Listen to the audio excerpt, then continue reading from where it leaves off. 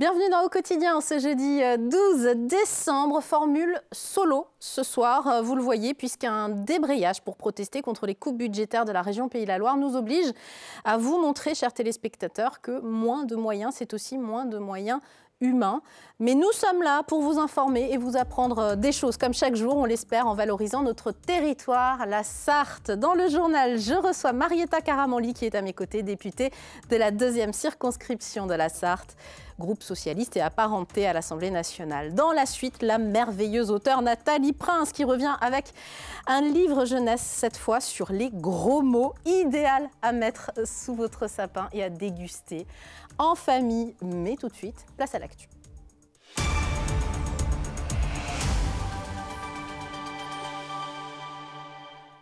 Bienvenue dans ce journal, en ce jeudi 12 décembre, avec au sommaire une soirée sous le signe de la solidarité, le Noël solidaire de retour au stade Marie-Marvin pour la 5e édition de cet événement organisé par Un Regard, un Sourire. Et puis, une exposition très attendue des fans d'endurance consacrée à l'histoire de la marque McLaren. Mais on ouvre ce journal avec la journée de grève dans la fonction publique, moins suivie que jeudi dernier, avec 2 syndicats en moins parmi l'intersyndicale.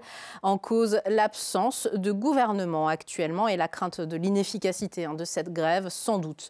Mais la manifestation de cet après-midi au Mans a rassemblé 400 personnes malgré tout. Un mouvement rejoint par Convergence 72, le collectif d'acteurs associatifs et culturels qui refusent les coupes budgétaires de la région. Vous le savez, si vous nous avez regardé mercredi, les télévisions locales sont fortement impactées par ces économies. LMTV Sarthe a donc participé, vous le voyez, à cette manifestation et la majorité de notre équipe a débrayé dans l'après-midi.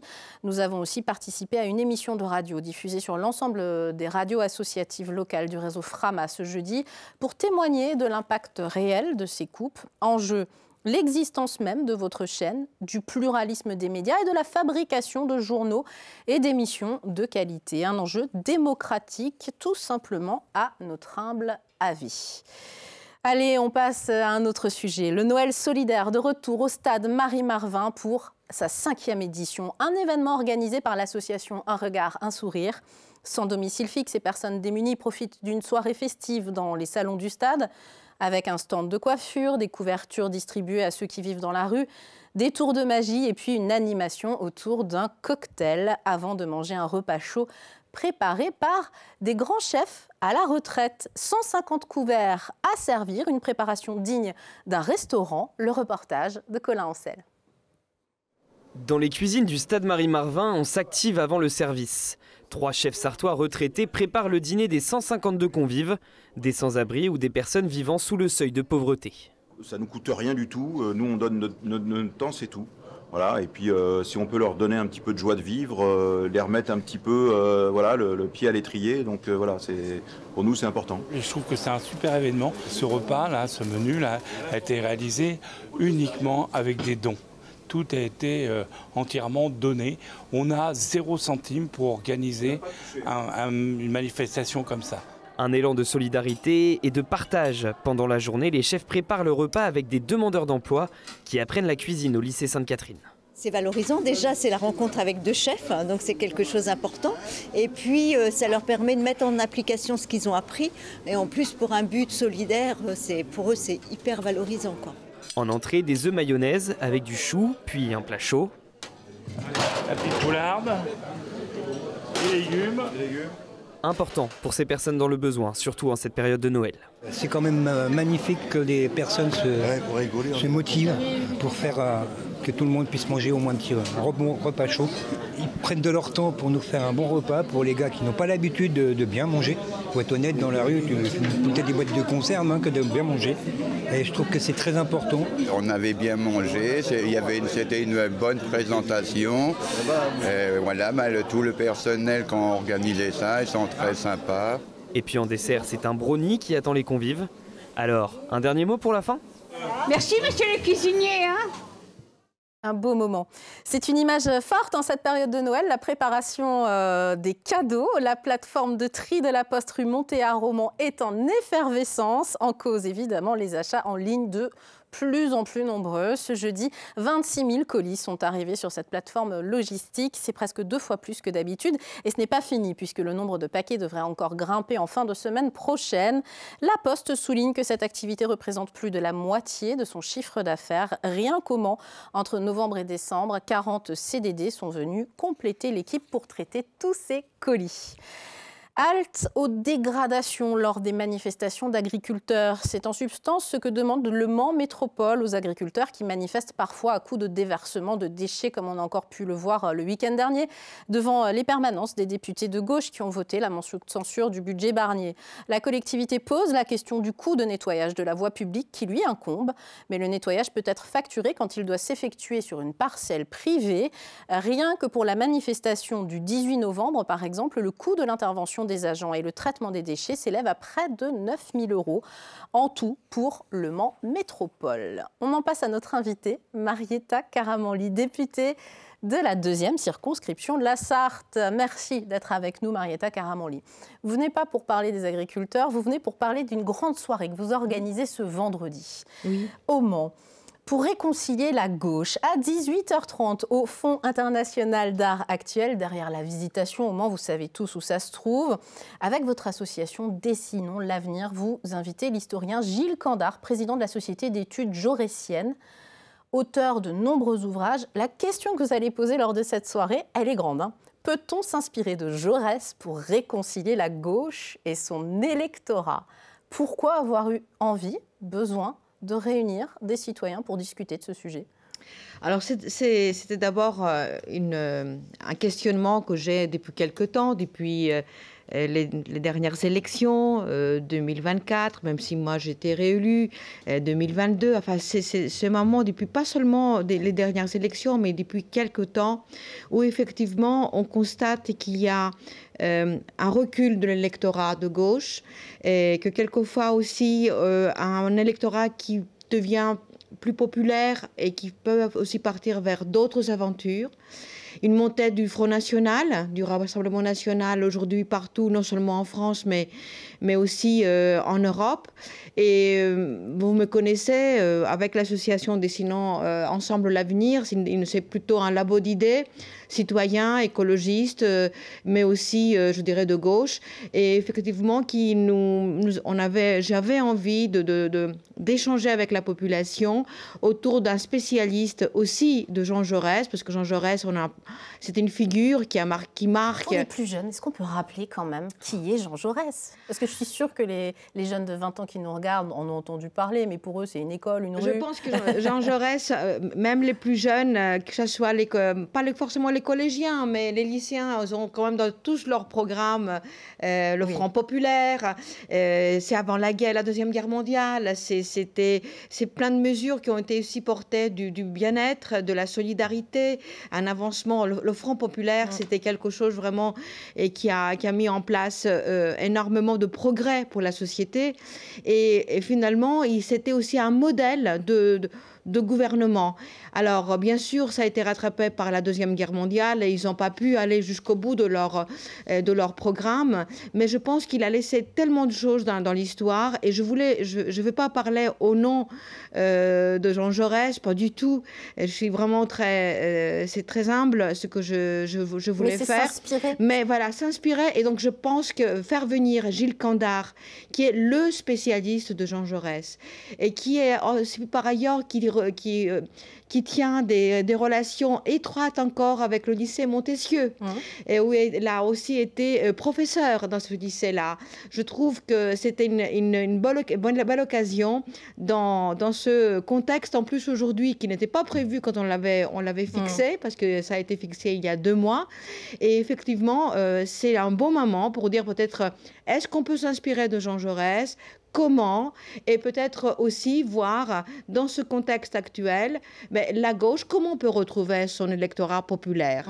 Voilà, redonner confiance. Et c'est la question que vous posez. Il y a plusieurs gauches aujourd'hui. Faire en sorte aussi que les gauches se parlent, c'est ça aussi le sujet? Les gauches se parlent, et surtout, je dirais, que la gauche puisse parler à la population. Aujourd'hui, elle est un petit peu à faune? Je dirais qu'il y a une crise de la confiance de la population aux politiques, aux partis politiques, aux dirigeants. Parfois, il y a eu des promesses qui n'ont pas été tenues.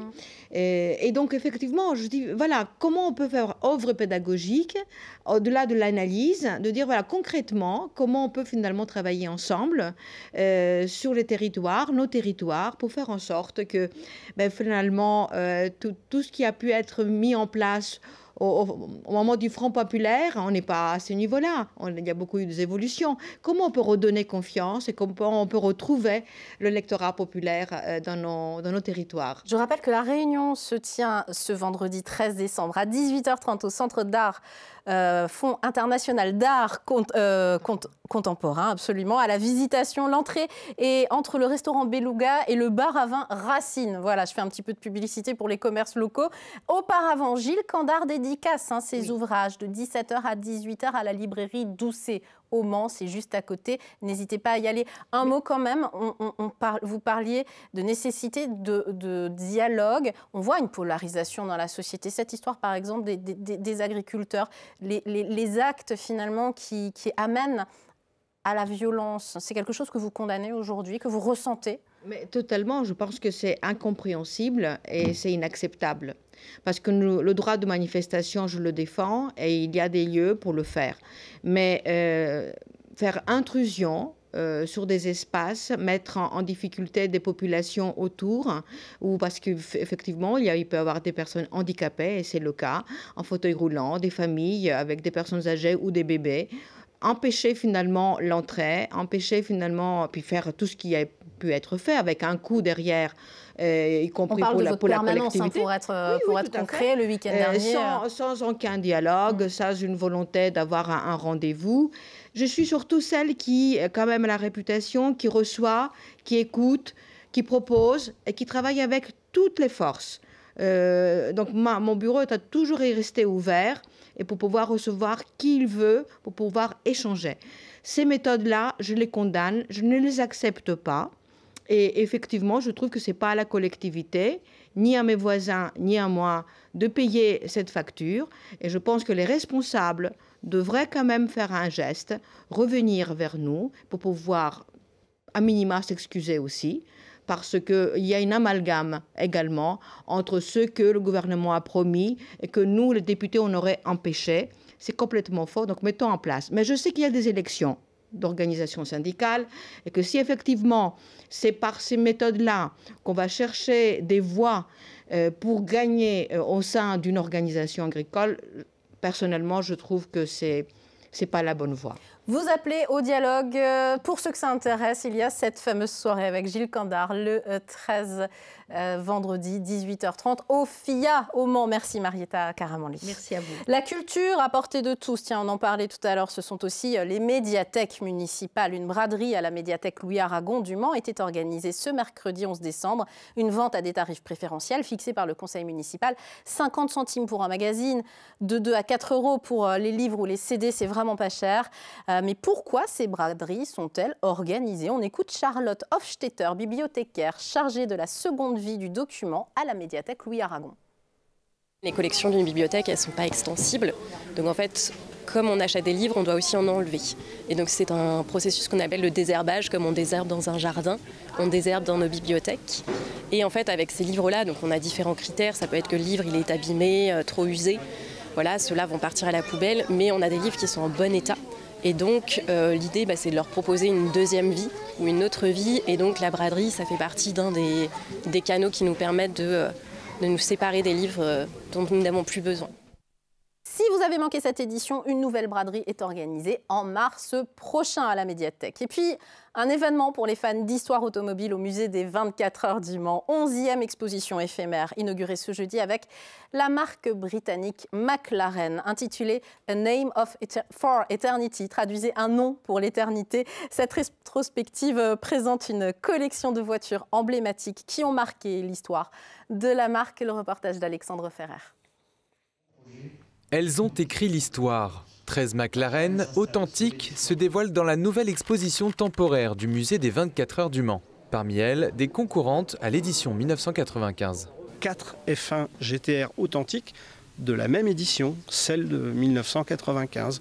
Vous avez la voiture gagnante, qui vient d'ailleurs de chez McLaren. Et puis vous avez la voiture qui a terminé 3e. C'était cette très belle histoire de Derek Bell, un des grands champions du Mans, qui courait avec son fils et qui termine sur le podium. Ils ont même été tout proches de la victoire. Il y a la voiture qui a fini 4e et puis il y a la fameuse Art Car. Et pour élargir le panel sportif du constructeur, le musée expose la Formule 1 McLaren, pilotée exceptionnellement lors du Grand Prix de Monaco 2021. Une ouverture vers d'autres sports automobiles pour le musée. Après le Mans Classique, au mois de juillet, on va démarrer des travaux, on va agrandir ce musée. Et notre ambition est d'en faire un des plus beaux musées du sport automobile mondial. Donc, vous voyez que dans cette exposition, il y a des voitures qui ont gagné le Mans, il y a des Formule 1, il y a des voitures du Can-Am, donc de différents championnats. Eh bien, le musée que nous allons, dans son agrandissement, aura cette ambition de ne pas être uniquement sur l'endurance. La collection de la marque britannique n'est pas encore complète. Dès la semaine prochaine, la Formule 1 championne du monde 2008, pilotée par Lewis Hamilton, en fera partie. Les portes de cette exposition sont ouvertes au public à partir de samedi 14 décembre jusqu'au 7 juillet 2025. On reste dans le domaine de l'endurance et on termine ce journal avec les 24 heures camions dont la billetterie est ouverte depuis cet après-midi. C'est 44 € le billet jusqu'au 31 août. Après, il faudra compter 52 €. La 40e édition a lieu les 20 et 21 septembre prochains avec une affiche à découvrir sur le site officiel de l'ACO. L'année dernière, 80 800 spectateurs avaient assisté au spectacle. Un record d'affluence sur le Bugatti pour cet événement avec, vous l'avez vu, toujours les beaux camions décorés. C'est la fin de cette édition. Une page de pub, la météo, et on retrouve l'auteur Nathalie Prince pour son dernier conte pour enfants. A tout de suite.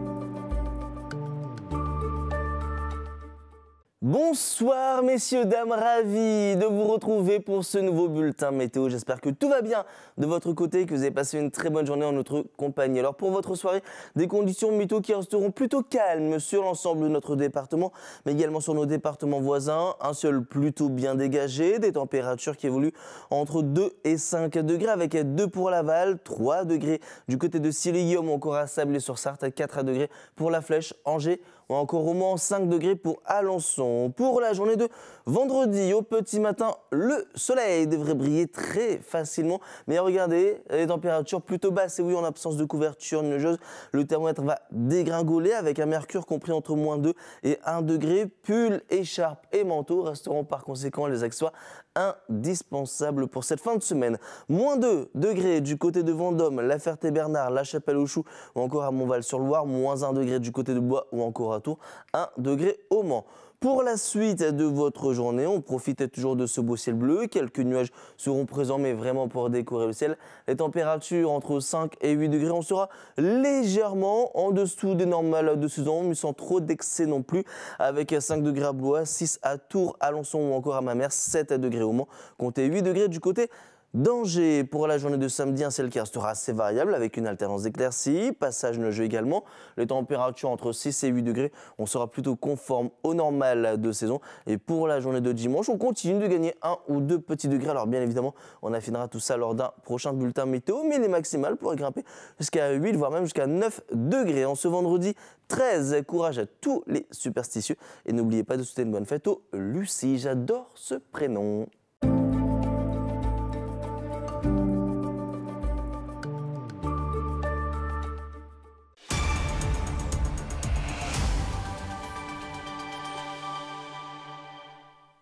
La suite du jeudi 12 décembre avec la qualité de l'air et notre partenaire RPI de la Loire. L'indice était moyen sur la moitié nord de la région et très localement dégradé aujourd'hui, en lien avec une augmentation des concentrations en particules fines de 2,5 microns. Vous le voyez, pour vendredi, demain, ça ne va pas bouger, ça ne va pas changer. L'augmentation résulte des températures plus froides et d'émissions provenant notamment du chauffage au bois. On reçoit une invitée qu'on aime beaucoup sur LMTV, Nathalie Prince. On se fait un petit plaisir ce soir. On vous propose un cadeau à mettre sous le sapin pour Noël. Merci d'être avec nous. Vous êtes auteur, mais vous êtes aussi professeur en littérature générale et comparée à l'Université du Mans, Nathalie Prince. Bonsoir. Vous venez avec dans votre besace, aux gros mots, les gros remèdes. Aux éditions Bel et Bien, illustré par Aimée Forêt-Mar Cervantes Flores, on donne son nom en entier. Mais exceptionnelle illustratrice qui nous emmène dans un univers totalement féerique de contes. Parce qu'en fait, c'est un conte que vous nous proposez. On ne va pas tout dévoiler, mais comme dans tous les bons contes, il y a une sorcière, il y a une potion magique carrément dégoûtante, il y a un voyage initiatique dans une forêt sombre, il y a une princesse et il y a un roi dépassé par sa petite princesse chérie qu'il adore, mais qui dit des gros mots à n'en plus finir. Des noms d'oiseaux. D'ailleurs, cette princesse, elle s'appelle Hirondelle, c'est joli. Racontez-nous quand même un petit peu qu'est-ce que vous avez voulu dire aux enfants et à leurs parents avec ce conte. J'ai voulu rassembler peut-être les enfants et les parents, expliquer le problème de la communication, qu'il faut parler à ses enfants et que les enfants doivent aussi savoir s'exprimer de manière non dysfonctionnelle. C'est-à-dire que cette petite princesse, elle est très en colère et elle a tellement de choses sur le cœur qu'elle parle à tous les gens qu'elle rencontre de manière très, très violente et agressive. Et il va falloir la calmer un petit peu. Je vous rassure, c'est des gros mots, mais qui sont drôles et jolis. Et on n'est pas vulgaire quand même. C'est un conte. Nous restons dans le monde du conte avec beaucoup de noms d'oiseaux, je le disais. Et vous jouez sur la sémantique des oiseaux. Et c'est rigolo aussi, ça. C'est ça, c'est filer la métaphore. Moi, je suis professeure de lettres, donc je me suis beaucoup amusée. Je crois que c'est vraiment jubilatoire de s'amuser avec les noms d'oiseaux qui désignent parfois des insultes. Et à ce moment-là, quand la porte est ouverte, on peut libérer toutes les petites expressions, cervelle de moineau. Par exemple, quel gros canard avec son haleine de toucan, celui-là. Ça se passe à faire fête les alouettes, à trifouiller les oies. Enfin. À trifouiller les oies, fesses d'œuf quand même, fesses d'œuf. Voilà, il y en a beaucoup et c'est très très drôle. Les illustrations, comment vous avez rencontré cette illustratrice extraordinaire, je l'ai dit, Aimée Forêt-Mar, qui nous invite dans un univers, on va voir un petit peu, tiens, je vais vous montrer un petit peu l'univers. On peut montrer... Mon éditrice m'avait proposé plusieurs illustrateurs ou illustratrices et j'ai vraiment eu le coup de cœur pour les illustrations de cette jeune artiste mexicaine qui est très talentueuse, qui est arrivée avec une palette de couleurs qui change complètement par rapport à ce qu'on trouve d'habitude dans les albums pour enfants. Je crois qu'il y a vraiment une originalité, une justesse aussi dans les couleurs pour dire la colère. Et elle a illustré le roman de manière complètement différente de ce que moi j'aurais imaginé. On a un petit peu échangé. Mais elle a fait des choix qui me plaisent absolument. C'est absolument magnifique. On est vraiment dans un univers de contes, je le disais encore une fois. Vous avez une imagination complètement débridée parce qu'on est dans un univers féerique. On peut se dire que il était une fois réellement dans un château, on ne sait pas vraiment où on est. Et en même temps, vous amenez plein de références culturelles, même de la culture pop. On parle de Peter Pan à un moment. vous mettez vraiment tout plein de choses qui peuvent parler à toutes les générations en fin de compte. C'est l'idée du partage de la lecture. J'essaie, oui, et puis c'est de l'intertextualité, et puis c'est de la modernité aussi. Littérature comparée, j'ai dit que vous étiez prof de littérature comparée, c'est vrai. Exactement, il y a Peter Pan, il y a Pinocchio, il y a Blanche-Neige, il y a Alfred Jarry pour un des bons mots. Cornegidouille, ça vient d'Alfred Jarry qui a passé un peu de temps au Mans. Voilà, je m'amuse avec tout ce qui est en mon pouvoir. Dès que je trouve quelque chose, j'essaie de le développer et d'en faire quelque chose d'amusant. L'idée, c'était aussi de s'amuser. Des typologies différentes. J'ai sélectionné vraiment une page en particulier parce que je trouve qu'elle représente vraiment ce avec quoi vous vous amusez aussi. On s'amuse avec les images, on s'amuse avec les mots et avec la typo. C'était intéressant aussi pour vous de travailler là-dessus ? Alors là, c'est vraiment un travail éditorial. Le graphiste a beaucoup travaillé parce que l'idée, c'est de donner ce livre au plus grand nombre. Et donc, notamment des enfants 10, des enfants à de nombreux enfants malvoyants. Vous voyez, c'est écrit gros. Ce sont des gros mots, mais au sens propre et au sens figuré. Il y a des gros mots parce que la graphie est très large. L'interligne fait 1,5. On peut suivre avec le doigt sans écraser les lettres. Il y a toute une réflexion sur la mise en page qui fait que c'est un confort de lecture absolu. Et notamment aussi pour le travail, ou la lecture, on va dire, intergénérationnelle avec un grand-parent, un enfant. À partir de quel âge l'enfant peut le lire tout seul, à votre avis? Dès qu'ils commencent à lire, puisque justement ce sont des gros mots, donc c'est facile à lire, on va dire que c'est un roman pour les 8-10 ans, plus spécifiquement. Et à plusieurs, je pense que ça fonctionne très bien avec ces enfants pour rigoler le soir. Pour rigoler, même avant si de se coucher. Et pour parler d'un vrai sujet, les enfants qui disent des gros mots, il y a un âge où on dit des gros mots et on a envie d'être un peu rebelle comme cette princesse hirondelle. Et ça aide finalement un petit peu aussi les parents à se dire il y a 2-3 solutions qui peuvent être un peu simples finalement. Renouer le dialogue. Oui, la première solution, c'est de leur parler et de savoir ce qu'ils ont à dire. Oui. Merci mille fois Nathalie Prince d'être venue nous parler de cet ouvrage que je conseille vraiment aux parents et aux enfants à mettre sous le sapin. Aux gros mots, les gros remèdes. Édition Belle et Bien. Bravo à la maison d'édition vraiment pour ce travail. Allez, les invités de vendredi, Marie-Aimée Ide du comité Yad Vashem qui remet les médailles des justes parmi les nations après enquête. De nouvelles révélations, vous allez voir, des petits scoops sur le plateau d'LMTV. Et puis dans la suite, une sélection des livres pour Noël encore avec notre chroniqueur Grégory Chacun. Vous allez voir, ça va être très très vaste. Merci à vous de nous suivre. Merci pour votre soutien tout au long de l'année. On se dit à demain en direct à 18h30. D'ici là, passez de très bons moments sur LMTV.